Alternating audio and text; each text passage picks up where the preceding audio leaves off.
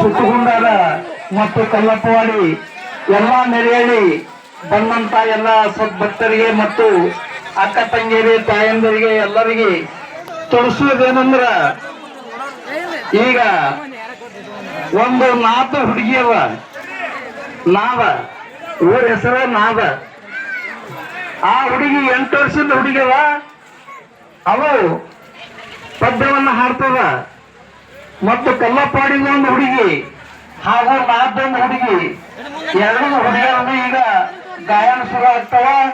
ನೀವೆಲ್ಲ ಆದಷ್ಟು ಮಟ್ಟಿಗೆ ಸಾವಕಾಶ ಊಟ ಮಾಡಿಕೊಂಡು